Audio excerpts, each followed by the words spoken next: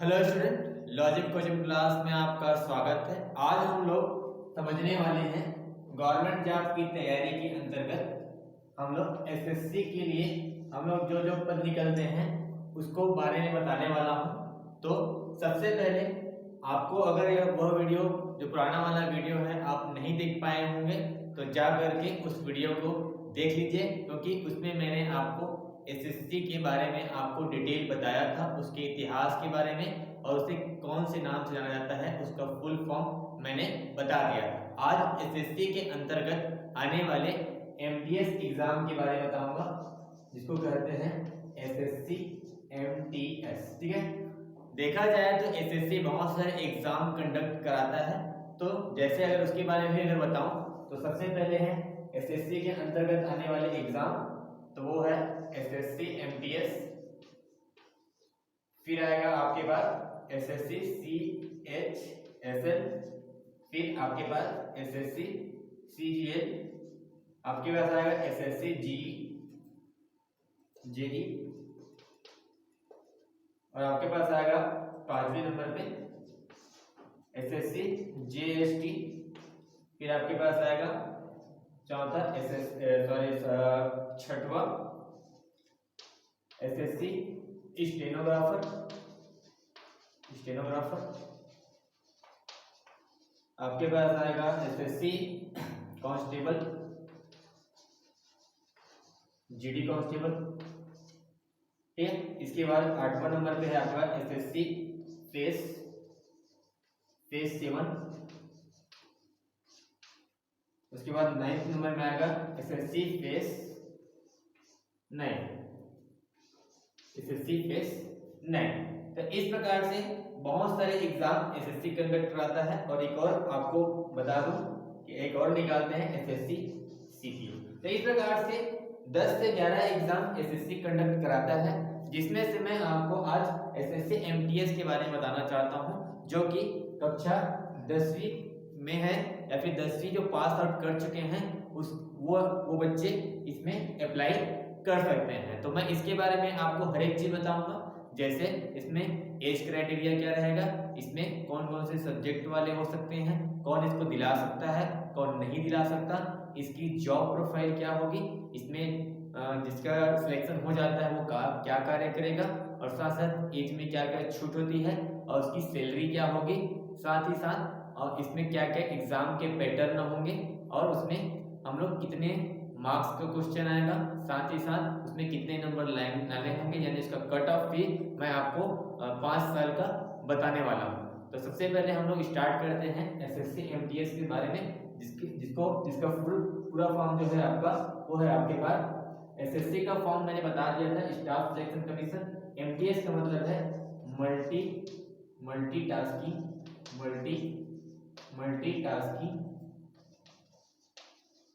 Non technical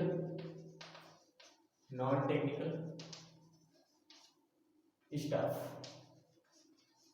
ठीक है, तो ये आपका 10वीं बेस से, यानी कि जो 10वीं में है या फिर 10वीं में पास आउट हो चुके हैं, या फिर ग्रेजुएशन वगैरह जो भी कर रहे होंगे, जो 10वीं या फिर 10वीं के समानांतर अगर कोई भी क्लास उन्होंने किया है तो वो इस मल्टीटास्किंग एग्जाम की तैयारी कर सकता है। इसके अंतर्गत बहुत सारे जॉब प्रोफाइल होते हैं, उसको मैं बताऊंगा। सबसे पहले मैं आपको इसमें इसका कुछ क्राइटेरिया मैं बता देता हूं कि उसके लिए क्या क्या होने चाहिए, उस आदमी में क्या होना चाहिए। सबसे पहले वो इंडिया का आदमी होना चाहिए, ठीक है, और साथ ही साथ वो 10th पास आउट होना चाहिए या फिर उसके समानांतर कोई भी एक एग्जाम को क्लियर उसका होना चाहिए। अगर एज की बात किया जाए तो एज में आपका रहेगा 18 से 25 तक वाले स्टूडेंट इसको एग्जाम को भर सकते हैं। ठीक है, और साथ ही साथ अगर देखा जाए तो इसमें चाहे वो गर्ल हो चाहे वो बॉय हो, ठीक है, चाहे वो एसटी/एससी में आता हो, एसटी/एससी में या फिर ओबीसी में आता हो, सभी इसमें फॉर्म भर सकते हैं। और अगर मैं इसके जॉब प्रोफाइल के बारे में अगर जॉब की बात बताऊं तो जॉब में जैसे कि आपका जमादार, ठीक है, जमादार मिलता है, आपका चौकीदार का कार्य मिल सकता है इसमें, इसमें आप क्लर्क लेवल पे भी आप काम कर सकते हो, मालिक की तरह का भी काम कर सकते हो, आप ऑपरेटर का भी इसमें जॉब मिलता है, ड्राइवर का भी इसमें जॉब मिल सकता है, ठीक है। इसी प्रकार आपको इसी के अंतर्गत आपका कोई छोटा मोटा जॉब जैसे कि आपका पियोन का भी जॉब आपको इसमें ऑफर हो सकता है, सफाई वाला भी इसमें ऑप्शन आपको मिल सकता है, ठीक है।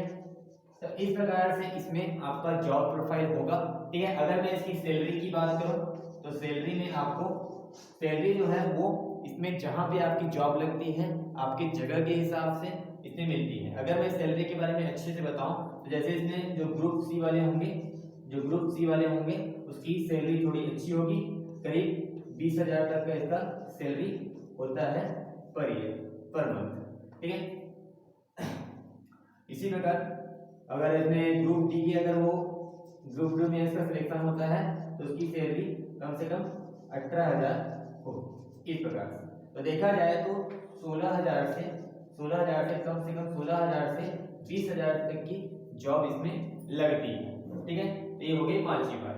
छठी बात अगर देखा जाए तो इसमें और ये कहा जाता है सैलरी के अंतर्गत कि इसमें जैसे जगह आपकी जगह के लोकेशन के हिसाब से जैसे इसमें एक्स वाई जेड करके सिटी का नाम होता है, उस सिटी में अगर एक्स वाले सिटी में अगर आप आते होंगे तो उस सिटी के हिसाब से आपको ज्यादा आपको पेमेंट मिलता है, आपको सैलरी मिलती है, जैसे 20,000 तक इसमें सैलरी मिलती है, ठीक है।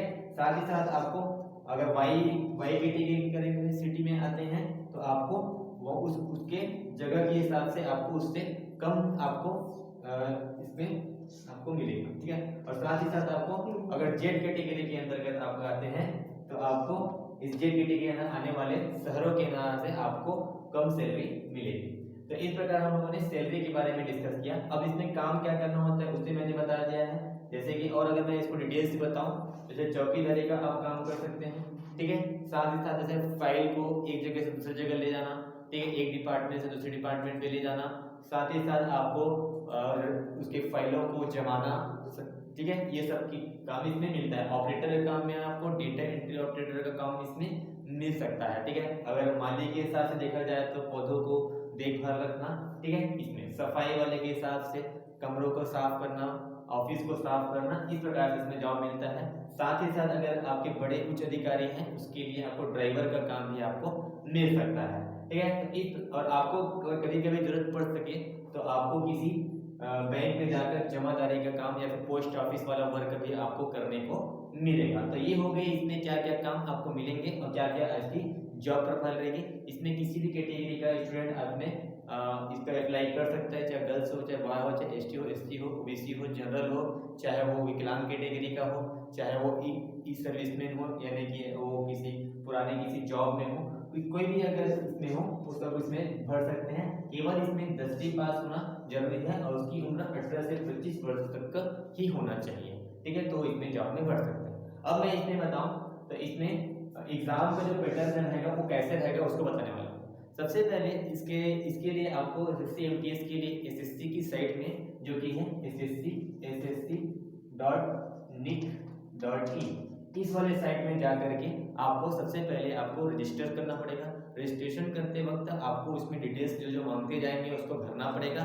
फिर आपको आप जिस फॉर्म के लिए अप्लाई करना चाहते हैं, जैसे एसएससी एमटीएस के लिए अप्लाई करना चाहते हैं तो उस फॉर्म को आप सिलेक्ट करेंगे और उसमें जो जो आपको डिटेल्स पूछे जाएंगे वो आपको भरना पड़ेगा, ठीक है।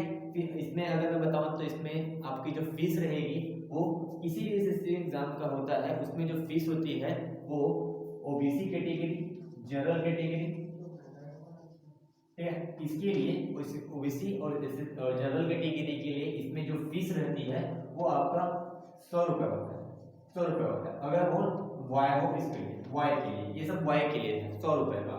अगर वो एसटी एससी में आता हो, एसटी एससी कैटेगरी का आता हो, अगर वो आता है अपना विकलांग कैटेगरी का आता हो तो वो आपका इस पे जो फीस होगा वो कोई भी नहीं हो सकता, ठीक है, उसकी यानी कि कोई फीस नहीं देनी पड़ेगी। अगर वो गर्ल है तो भी उसके लिए कोई भी फीस नहीं देनी पड़ती है ना, 0 चार्ज पे आप उसकी फॉर्म भर सकते हैं और इसका एग्जाम दिला सकते हैं, ठीक है। तो एक प्रकार इसके बारे में बताया कि इसकी जो ऑनलाइन जो प्रोसेस है इसका रजिस्ट्रेशन का और फॉर्म भरने का मैंने उसको बताया।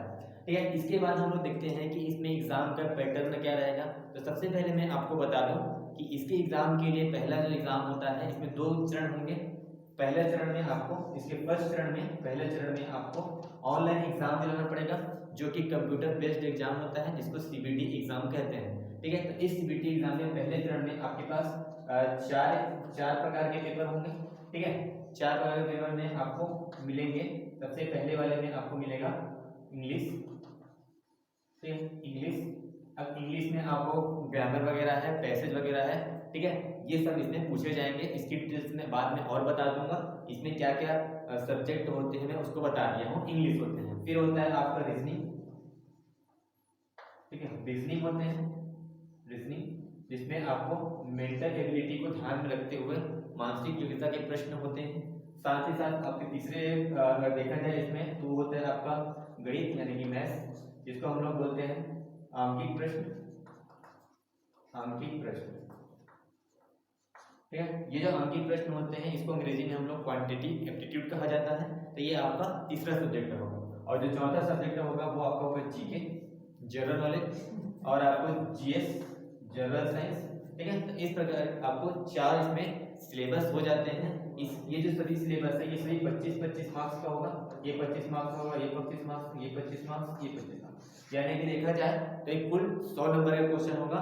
100 नंबर के क्वेश्चन में आपको 100 अंक के क्वेश्चन में आपको 60 मिनट का समय दिया जाएगा। और इस 60 मिनट के अंतराल में आपको 100 अंक के अंतर्गत आपको आप जितना भी स्कोर कर पाते हैं उसके हिसाब से उसकी रैंक बनती है। उस रैंक के हिसाब से कट ऑफ जारी होता है, और कट ऑफ के हिसाब से आपको अगर सिलेक्शन हो पाता है तो उसको आपको 1 या 2-1.5 महीने में आपका रिजल्ट आ जाता है। तो ये पहला चरण इसका अगर क्लियर हो पाता है। अगर इसमें एक चीज़ और बताऊं मैं आपको, तो वो यही है कि अगर वो व्यक्ति विकलांग नहीं है तो उसके लिए 60 मिनट दिया जाएगा। और अगर वो विकलांग व्यक्ति है, जैसे कि वो थोड़ा सा आंख में थोड़ा उसको प्रॉब्लम है या फिर कुछ भी हो सकता है, तो उसमें आपको 80 मिनट का समय दिया जाएगा, एक्स्ट्रा समय दिया जाता है। और ये सीबीटी एग्जाम होता है, कंप्यूटर बेस्ड एग्जाम होता है। ठीक है, ये बात है। अब हम लोग आगे बढ़ते हैं, और आगे बढ़ते हैं तो दूसरे चरण की बात करते हैं। दूसरे चरण में इसमें ये होता है, मैं यहाँ बताऊँ दूसरे चरण के बारे में। दूसरे चरण में इसका जो एग्जाम होता है उसको कहा जाता है स्किल टेस्ट किया जाता है, जिसमें इसके अंतर्गत अगर अच्छे से बताओ तो स्किल टेस्ट में इसका मतलब होता है कि आपका डिस्क्रिप्टिव एग्जाम होता है। डिस्क्रिप्टिव मतलब लिखित एग्जाम होता है आपका, जो ऑफलाइन मोड पर होता है, यानी कि आपको बुलाया जाएगा, वहाँ पे आपको डिस्क्रिप्टिव एग्जाम दिलाना पड़ेगा।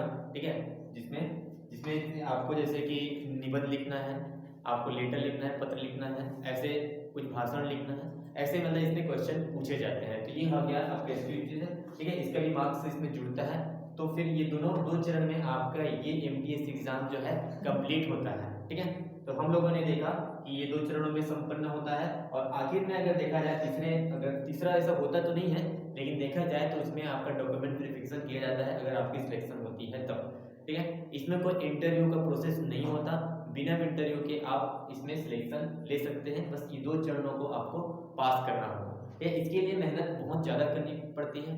तो मैं यहाँ पे सजेशन देना चाहूँगा कि वे व्यक्ति जो बहुत ही मेहनत करते हैं और अच्छे से मेहनती व्यक्ति है और आगे उसको लगता है कि हाँ इस फील्ड में जाना चाहिए, वो व्यक्ति इसके लिए अप्लाई कर सकते हैं। ठीक है, तो इस प्रकार से हम लोगों ने इसके हर एक चीज़ के बारे में जानकारी प्राप्त किया। ठीक है, और अगर आपको यह वीडियो समझ में नहीं आया होगा तो आप इस वीडियो को रिमाइंड करके देख सकते हैं। और अगर कुछ जानकारी आपको चाहिए तो आप कमेंट बॉक्स में हमें पूछ सकते हैं। हाँ, अगले वीडियो में हम लोग ये करेंगे कि आज हम लोगों ने एसएससी एमटीएस के बारे में जानकारी प्राप्त की, जो 10वीं बेस से निकलता है।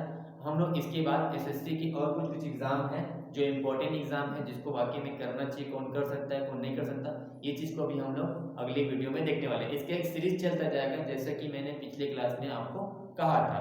तो इस सीरीज का ये पहला वीडियो था जिसमें मैंने आपको एसएससी एमटीएस के बारे में जानकारी प्रदान की। ठीक है, तो अगर आपको समझ में नहीं आया तो इस वीडियो को रिवाइंड करके देख सकते हैं। धन्यवाद।